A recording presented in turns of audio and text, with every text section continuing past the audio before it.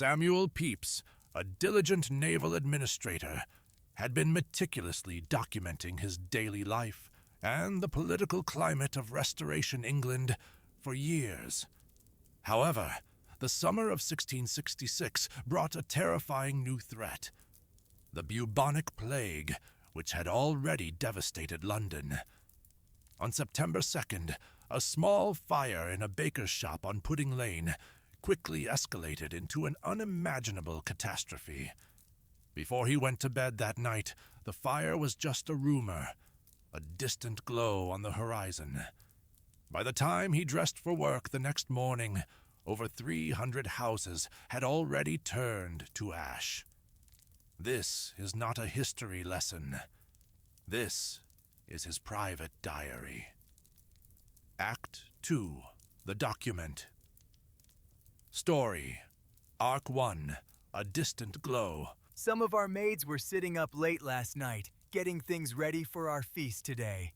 Jane, one of the maids, calls up to us around 3 in the morning. She tells us about a great fire she can see in the city. So I get up, slip on my nightgown, and go to her window. I think it must be on the backside of Mark Lane at the farthest. I'm not used to fires like the one that follows, so I think it's far enough away. And so I go back to bed and to sleep. Around 7, I get up again to dress, and I look out the window. The fire seems smaller than it was, and even further off. So I go to my closet to set things right after yesterday's cleaning. Then, Jane comes in. She tells me she heard that over 300 houses have been burned down tonight by the fire we saw. She says it's now burning down all of Fish Street by London Bridge.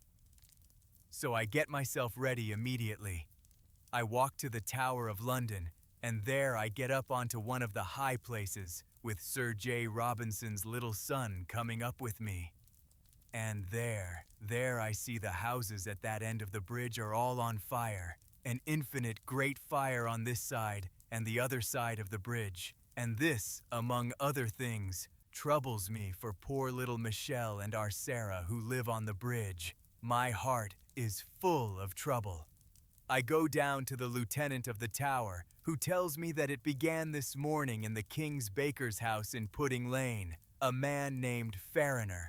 He says it has already burned down St. Magnus Church and most of Fish Street. So I hurry down to the waterside. I get a boat, and we go through the bridge arches. And there I see a lamentable fire.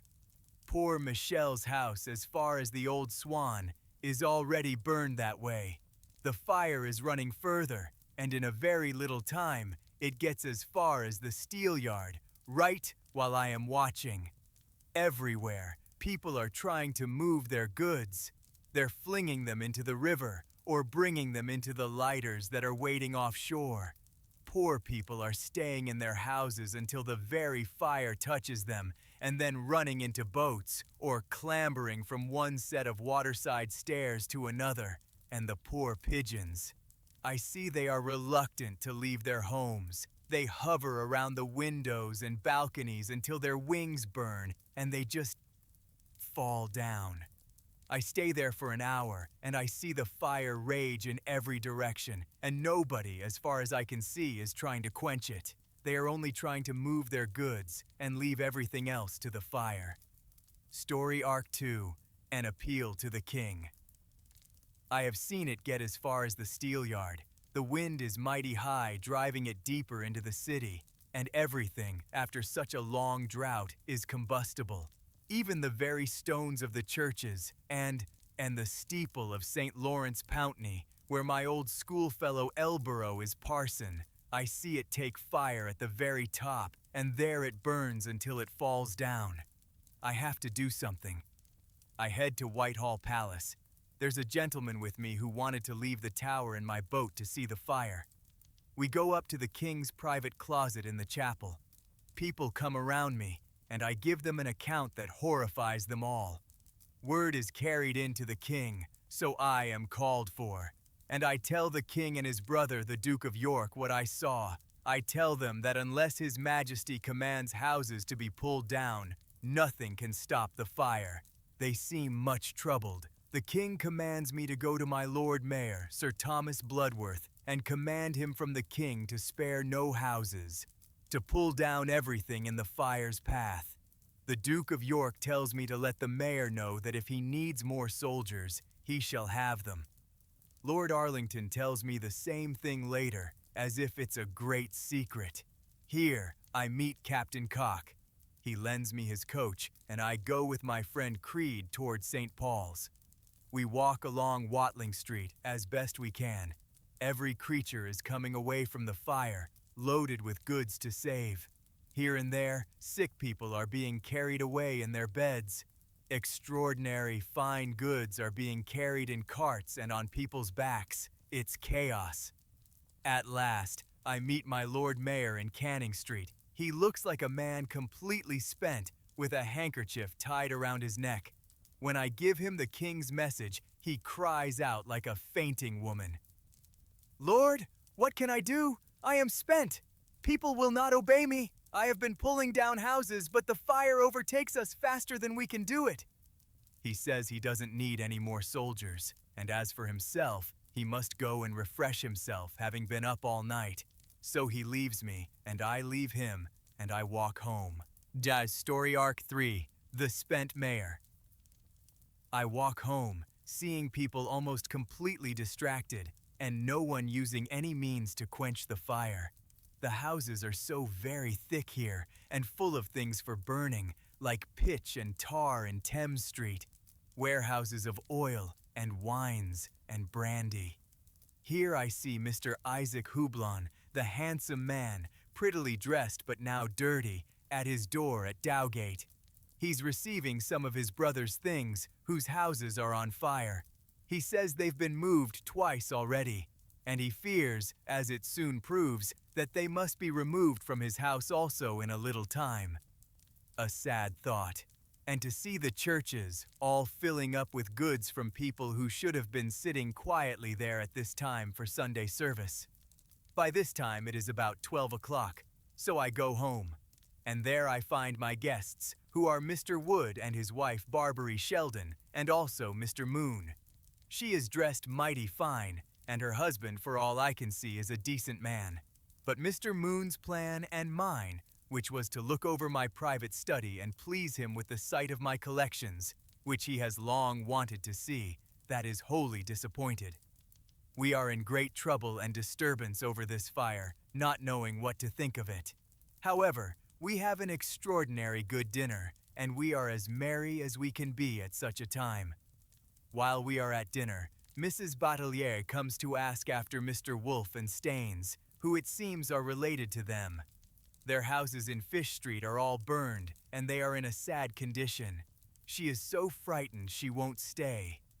As soon as we've dined, Mr. Moon and I leave. We walk through the city. The streets are full of nothing but people, and horses, and carts loaded with goods, ready to run over one another. They are moving goods from one burned house to another.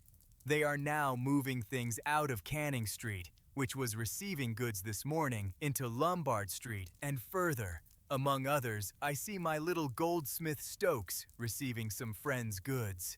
His own house would be burned the day after. We part at St. Paul's.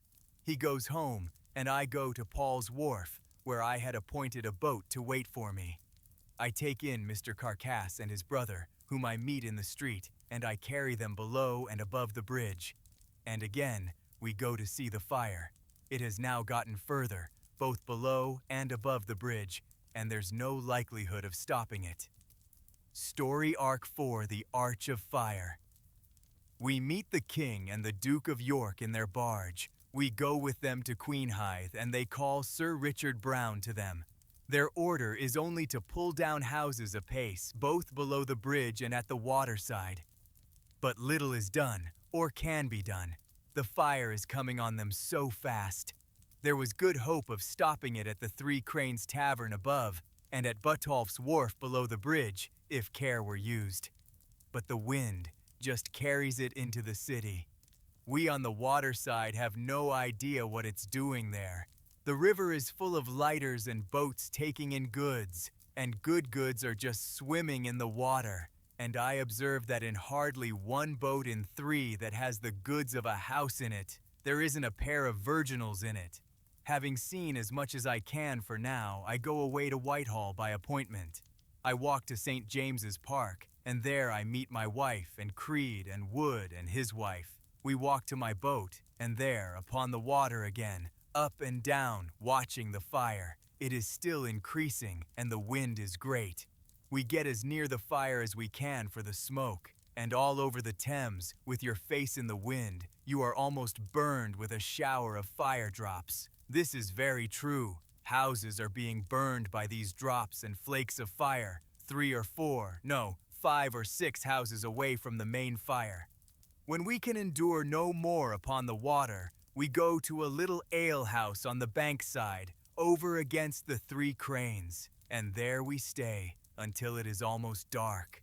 We watch the fire grow, and as it grows darker, the fire appears more and more, in corners and upon steeples, and between churches and houses as far as we can see up the hill of the city, in a most horrid, malicious, bloody flame, not like the fine flame of an ordinary fire. We stay till, it being darkish, we see the fire as one entire arch of fire from this side of the bridge to the other, and in a bow up the hill, it is an arch of above a mile long. It makes me weep to see it. The churches, the houses, all on fire and flaming at once, and a horrid noise the flames make, and the cracking of houses at their ruin. So I go home with a sad heart, and there I find everybody talking and lamenting the fire.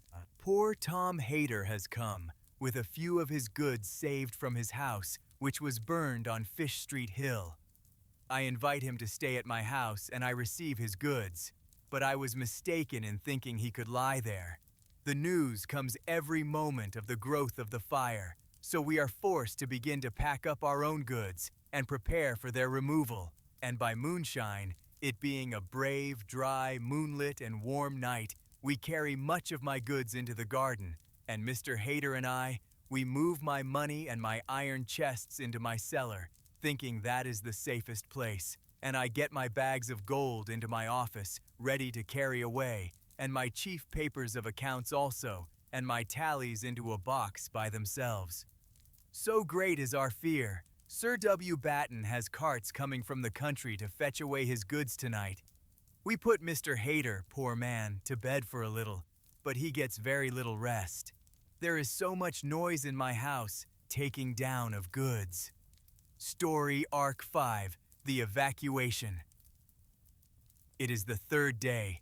About 4 o'clock in the morning, Lady Batten sends me a cart to carry away all my money and plate and best things to Sir W. Ryder's at Bethnal Green, which I do. I ride myself in my nightgown in the cart, and Lord, to see how the streets and the highways are crowded with people running and riding and getting carts at any price to fetch away things. I find Sir W. Ryder tired from being called up all night, receiving things from several friends. His house is full of goods, much of Sir W. Batten's and Sir W. Penn's. I am eased at my heart to have my treasure so well secured. Then I go home, and with much trouble to find a way back. There is no sleep all this night for me or my poor wife. All this day, she and I and all my people are laboring to get away the rest of our things. I get Mr. Tooker to find me a lighter to take them in, and we carry them, myself carrying some, over Tower Hill. By this time, the hill is full of people's belongings. We take ours down to the lighter, which lays at the next quay, above the tower dock. And here is my neighbor's wife, Mrs., with her pretty child, and a few of her things, which I willingly give way to be saved with mine.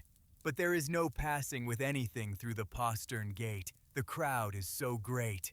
The Duke of York comes by the office today and speaks to us. He rides with his guard up and down the city to keep all quiet. He is now general and has the care of everything. A small domestic trouble. My maid Mercer is not at home. Against her mistress's orders, she has gone to her mother's. My wife goes there to speak with my clerk, W. Hewer, and she beats Mercer there, and is angry.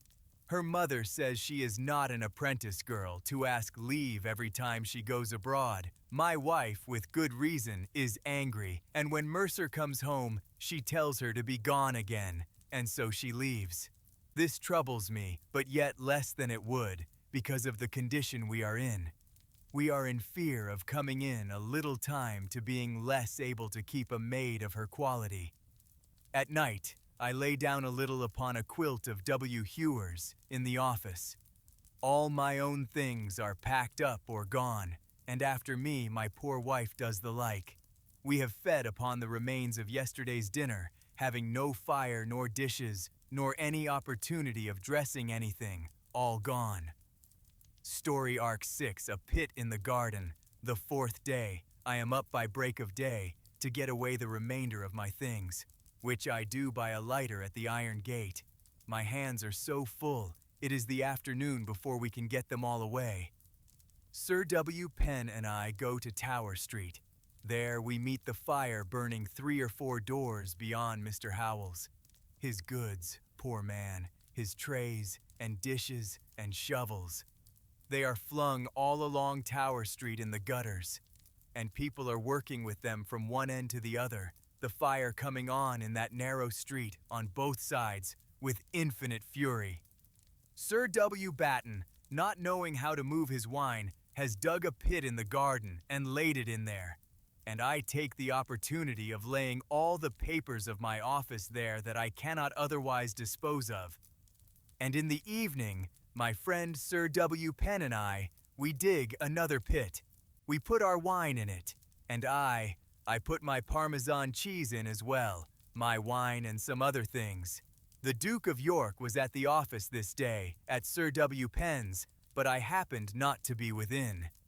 This afternoon, sitting melancholy with Sir W. Penn in our garden and thinking of the certain burning of this office without extraordinary means, I propose something for the sending up of Act 3, the frictionless handoff.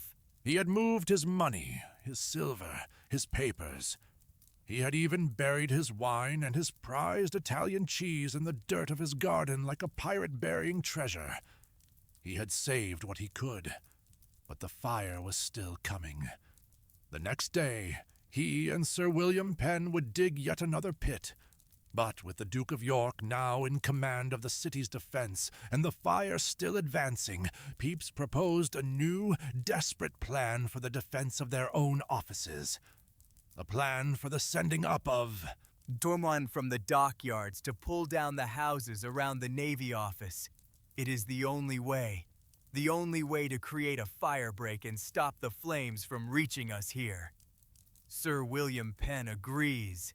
It is a desperate, destructive act, but the fire is more destructive still. We send word to the Lord Mayor, but receive no answer. We are on our own. We must take command ourselves.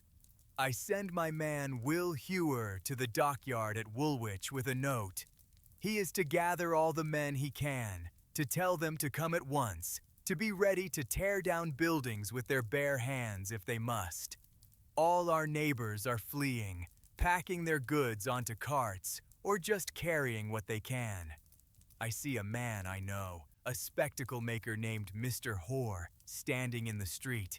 He has lost everything. He tells me the fire is now at the entrance of a street called All Hallows Barking. That is just at the end of our lane. I go up to one of the high garrets in our office. From there, I can see it all. The fire is a living thing, a monstrous wave of flame rolling over the city. I can see it consuming the Church of All Hallows barking itself. It is a terrible, beautiful, and frightening sight. I watch as the fire creeps up the steeple, licking at the stone. The lead melts and runs down in streams of silver. The great bells begin to glow, first red, then white hot. Then, one by one, they melt and fall into the inferno below. Down below, our men have arrived from the dockyards. They are ready. They look to me for orders. It is a strange feeling to command an army not of soldiers, but of carpenters and shipwrights. an army whose only purpose is to destroy. We must act before the fire is upon us. We have permission now, a message from the Duke of York himself. Do what is necessary. So we begin. The houses next to our office, they must come down. The King's command.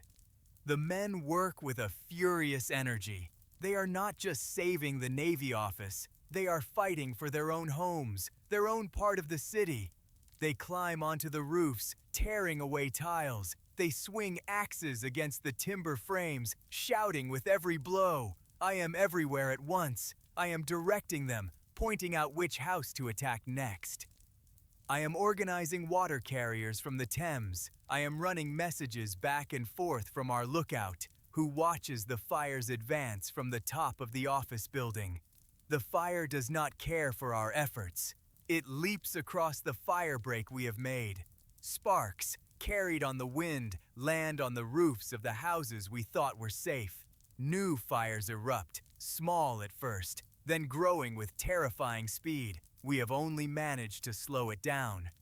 I see Sir William Penn, my colleague, standing in the garden, wringing his hands. He looks defeated. He suggests we give up, that we flee. I cannot accept that, not yet. A messenger arrives, breathless. He comes from the King. His Majesty has seen the failure of the Lord Mayor's efforts. The King and the Duke of York are now taking personal command. They have ordered the demolition of houses on a massive scale. Soldiers are being sent to enforce the orders. This is what I called for 2 days ago. 2 days. 2 days the fire has burned while the city's leaders dithered. Now, with half of London gone, the King finally listens. I am sent for. I must go to the Tower of London to meet with the officials there, to coordinate our efforts with the King's new plan. I leave our men in charge of defending the office and make my way through the burning streets. The scene is hellish. The pavement is hot enough to burn through the soles of my shoes.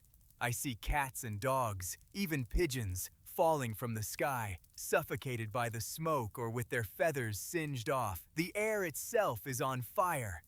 I pass by St. Paul's Cathedral. The fire has reached it. The stones of the great church are cracking in the heat. The lead roof is melting, flowing in rivers down the sides. It looks like a river of silver in the moonlight. The booksellers who had their shops in the churchyard had moved all their stock into the crypt of the cathedral, thinking it the safest place in London. A stone vault, deep underground. They thought it was fireproof, but the heat is so intense, the fire so vast, that the stones of the crypt themselves become as hot as an oven. The books, the paper, the learning of generations, it all ignites. The safest place in London becomes a furnace. I reach the tower. The guards are using gunpowder to blow up entire blocks of houses, creating a massive firebreak to protect the fortress and the King's mint inside it. The explosions shake the ground. I find the officials. There is no real plan, only desperation. They are just trying to save the tower. The rest of the city, it seems they have given up on it. I realize that we at the Navy office are truly on our own. I must get back. The wind turns. I return to Seething Lane to find a strange quiet. The roar is still there, but it is more distant. The wind, which for 3 days has blown a gale from the east, driving the fire forward, has finally died down, and then it shifts. A new wind begins to blow from the west. It is a miracle. The fire, which had been advancing on us, is now being pushed back upon itself. It is being driven back into the areas it has already burned. It has nothing left to consume. For the first time in 4 days, there is hope. We are not safe yet, but the enemy has been checked. We watch, hardly daring to breathe, as the flames diminish. The great clouds of smoke begin to thin. I can see patches of blue sky for the first time since Sunday. By evening, the danger to our office seems to have passed. The fire is still burning in the distance, especially in the ruins of St. Paul's, but it is no longer spreading.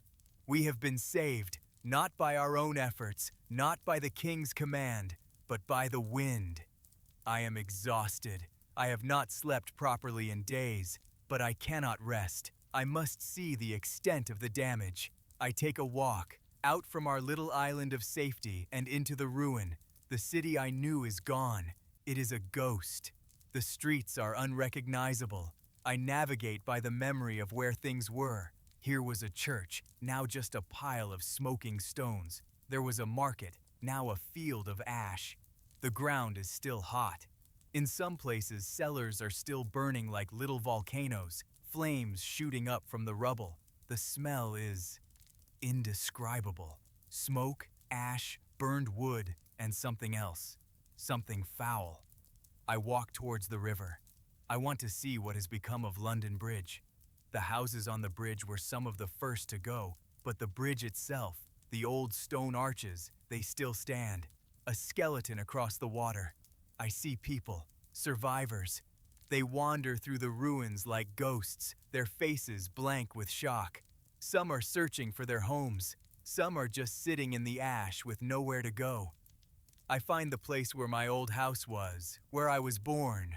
There is nothing left, not a single stick or stone that I recognize. It is as if it never existed. I feel a profound sense of loss, deeper than just the loss of a building. A part of me has been erased. I keep walking until I reach Moorfields. It is a large, open space outside the city walls. This is where the refugees have gathered, thousands of them. They have built makeshift shelters out of whatever they could salvage. They have nothing. They have lost everything. And yet, I am struck by the price of bread. It has not gone up. A baker is selling loaves for the same price as before the fire. The king has commanded it. It is a small mercy, but it is something. I walk back through the darkness. The moon is out. It shines down on a dead city, a silver light on a landscape of black and gray. It is beautiful, in a terrible, heartbreaking way. I finally go home, to my own bed, and I sleep. The reckoning. The next morning, the fire is officially out. A few cellars still smolder, but the great beast has been slain. Now, the reckoning begins. The first order of business is to find out who is to blame. Already the rumors are flying. It was the Dutch, with whom we are at war. It was the French. It was a Catholic plot, a new gunpowder treason. People are angry and afraid, and they need an enemy. They find a scapegoat, a poor, simple-minded French watchmaker named Robert Hubert. He confesses to starting the fire as part of a Catholic conspiracy. It does not matter that he was not even in London when the fire started. It does not matter that his story makes no sense. He confesses. That is enough. They will hang him. My own concerns are more immediate. Our office is safe, but the city around it is a wasteland. How will we get supplies? How will our clerks and workers get to the office when their own homes are gone? The entire machinery of government is grinding to a halt. And then there is the matter of my own property. I sent my wife and my gold away. I buried my wine and my cheese. Now I must retrieve them. I go into the garden with Sir William Penn's boy, and we begin to dig. We find the wine. The bottles are intact. A great relief. Then, we dig for my cheese. A fine Italian Parmesan. A real prize. I was so afraid it would be spoiled or stolen. But there it is, safe. It feels like a great victory to have saved something so small and so fine from the general ruin. But the fear lingers. The fire may be out, but the city is lawless. There are reports of looting. The thousands of homeless people in Moorfields are growing desperate. What is to stop them from storming the few remaining houses, taking what is left? My mind is full of anxieties. I worry about my house. I worry about the Navy's money, the tens of thousands of pounds that are stored in our office. I worry about another fire. I lie awake at night, listening to every sound, smelling the air for any trace of smoke. The world has been turned upside down. Everything that was solid and certain is now ash. London is gone. A new London will have to be built in its place, and I will be here to see it, to record it. But I know, deep in my bones, that nothing will ever be the same again. The fire has burned away the old world. It has melted the bells of St. Paul's and turned the learning of centuries to dust. It has shown how fragile everything is. Our homes, our city, our very lives. One spark, one gust of wind, and it can all be gone. The fire was out. London was a field of ash, punctuated by the skeletal remains of its churches. 13,000 houses and 87 parishes were gone. But Samuel Pepys's house, his office, and his prized Parmesan cheese had survived. The city was destroyed, but the machinery of the English state, which Pepys served, had to continue. The war with the Dutch did not pause for a fire. The very next day, his mind already turning from the great catastrophe to the immediate business of survival and security, he recorded a new anxiety and a new proposal. A plan born of the fear that still lingered in the smoke-filled air. He wrote, "Sir W. Penn and I did dig another, and put our wine in it, and I my Parmesan cheese, as well as my wine and some other things. The Duke of York was at the office this day, at Sir W. Penn's, but I happened not to be within. This afternoon, sitting melancholy with Sir W. Penn in our garden, and thinking of the certain burning of this office, without extraordinary means, I did propose for the sending up of